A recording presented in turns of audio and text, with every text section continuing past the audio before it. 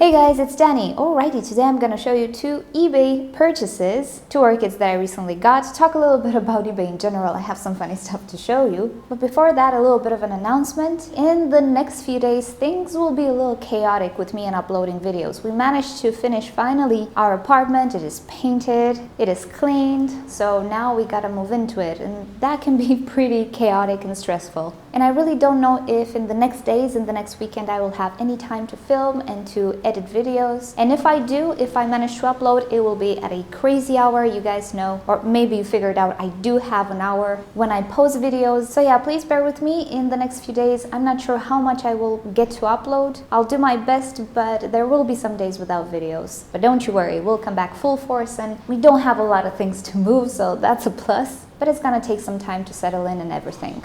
Alrighty, so lately I'm kind of enjoying buying from eBay. There are pros and cons, of course, but one of the advantages is that I can see what I'm buying and I can make a fully conscious decision to buy something that might not look so good. If I order from nurseries, I never know what I'm gonna get. I can get surprises, of course, but then you have those duds. So I'm not saying I will only buy from eBay from now, but I'm enjoying seeing what I get. Let me tell you what I did not purchase. First of all, oh no, I did not purchase the Owl Orchid, the very famous Owl Orchid. And here you go, that's an example of the famous Owl Orchid. Now, all jokes aside, if you don't know what this is, well, it's a picture of a cattleya, a fluffy flowered cattleya turned upside down. I did some eyes on it. I don't know whether it was Photoshop or they actually stuck some eyes on the actual flower. But there you go, that's the Owl Orchid. And what do you know? I think you have it in your collection as well. Just look at it from a different perspective and you'll see it. So yeah, sadly, no Owl Orchids for us. Another thing that I did not purchase was the very exclusively rare orchid called Oncidium, or whatever it's called right now, Catatante. Oh my goodness. And what a great price for a decent looking orchid, wouldn't you say? Yeah, I'm joking and I'm being ironic right here. No, that orchid is not rare, and some of you guys have it. I don't have it anymore, I used to. So you guys should be careful what you're purchasing from eBay. Not all sellers are legit or are sincere. Whenever you see rare orchid, well, in very rare cases, you will stumble upon a rare orchid, but most of the times it's not rare. Just check online nurseries or other sellers on eBay.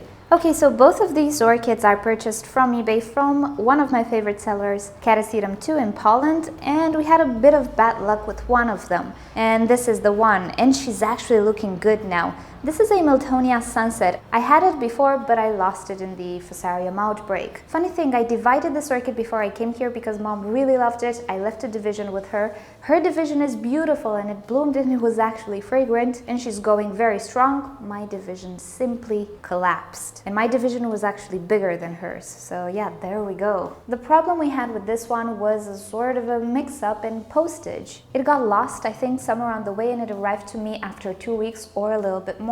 And it was dehydrated, but now she's better. Moreover, she suffered from cold damage, and some of that damage can still be visible today. First of all, the roots were orange. Now they kind of changed color to a more normal color. But furthermore, you can see the orchid has some orange tints to it. Now this new growth here, it was completely orange when I received it. It started to become green again. I have another new growth that has a bit more orange, you can see. That's cold damage actually. And I was really afraid that this orchid will not make it and I will lose all of the new growths. It's a really bushy orchid, I mean, for a Miltonia. This new growth was kind of orange at the base, but now she greened up. And you can see the remains, but she's looking really, really good. She was dehydrated, I hydrated her, that's why she's in the decorative pot. She will get repotted pretty soon. I just wanted to see what happened with these new growths. I think they will make it. I mean, it's been 3 days already and they didn't die. Moreover, they're returning to their natural color, but you can see, I don't know what's gonna happen to this one. She does have quite a lot of orange. Now, cold damage, depending on the orchid, can look very different. On some orchids, it actually looks red or purple, while on others, it looks like orange. So this one is looking quite a little bit better than how it looked like when I received it. It hydrated, so I do still have some viable roots, which is nice. But there we go, it happens. I had a tracking number for this orchid, so it spent the most of its time somewhere in between the countries. So we didn't really know what was going on, but luckily it arrived. Now this orchid orchid was advertised as being fragrant. Being that I had it before, I know it's not really that fragrant, but my mom told me that when her Miltonia bloomed, she could feel something, a little bit of a fragrance. It was nice, but it just wasn't powerful. So there is a chance that my nose doesn't detect the fragrance of this orchid. I don't know. There is a high chance that that happens. So I'm kind of curious to see if I can detect any fragrance when this one will bloom. I don't know, but keep that in mind. This might be fragrant. I might just not feel the fragrance. Alrighty, and this is Encyclia prismatocarpa, again from Oncidium 2. She cannot stand on her own, so I have to hold her. Alrighty, now you might know I already have this one, but I have an issue with mine and I'll show you a little bit later. So as you can see, this Encyclia is not necessarily the most amazing thing you've ever seen, but I made a conscious decision to buy her. I saw how she looked like, so right now I have no right to complain. I knew what I was buying. So this orchid, let me get you a little bit closer, is well, it's decent. She has some roots. I do see a new root here, and it's springtime. It's the growing season. It's the season where she actually produces roots, so these things will actually help me out. These orchids are not necessarily very fragile. Being that I have mine for about 2 years, I can tell you they're not fragile. They do grow slow indeed, so you need to give them time and be patient and not expect them to create 5 pseudobulbs within a year, pretty much only 1. This one has 2 directions of growth though, so that's good. So this growth right here, she has a little sheath, nothing will sprout, don't worry. This one doesn't, but hopefully if I manage to get her going this year and create a nice root system, next year we'll get some blooms. This is a beautiful orchid that I've actually longed for a lot of time. That's why I purchased mine 2 years ago. I love the way it looks like. I never felt her fragrance, so I don't know, but I simply adore how she looks like. And I really want to own one. And I have one, but we have a problem. So right off the bat, you can see the problem right there. Now this orchid is in my possession for 2 years. It actually matured this pseudobulb, and it's looking good. It also created that pseudobulb. It had a little sheath, but it didn't bloom. However, it did okay, and now the new growth, totally not what it should be. And this orchid is not a finicky orchid. So my first thought, oh, she doesn't have roots. Something went wrong during my care last year.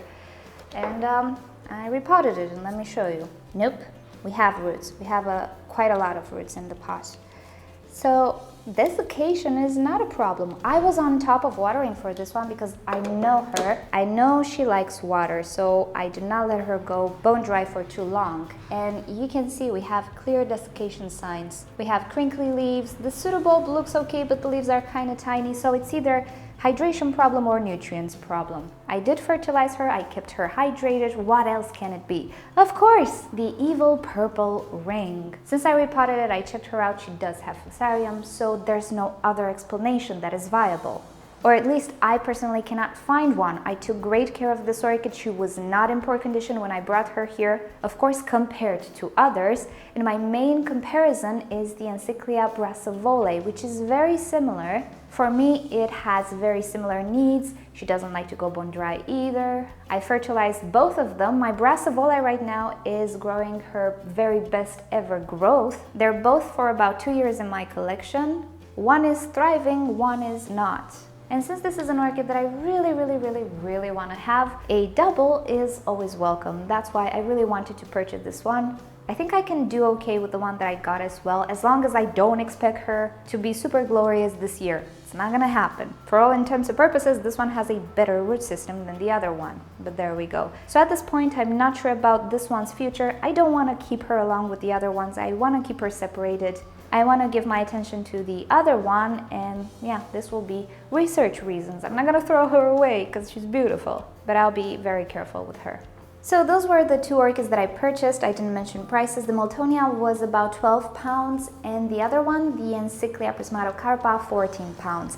The prismatocarpa is not a cheap orchid as it is. However, these are not the 2 orchids that I purchased recently. I purchased 2 more, yet another replacement. It's a surprise, and one that I've never owned before, but I always wanted. They're not here yet. They're still in transit. I purchased them from Orchid Man yet again, and if they arrive in good conditions, they're gonna be beautiful, bushy, and nice. I swear, I don't know where that person gets their orchids, but some of them are just bushy. So yeah, hopefully next week they will arrive and we'll include them in a video.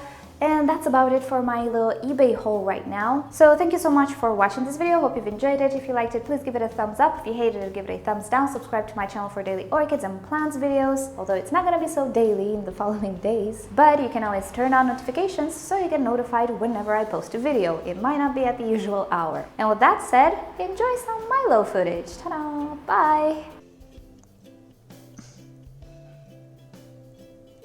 The baby bird. This is baby bird at scratching time, of course, while I work.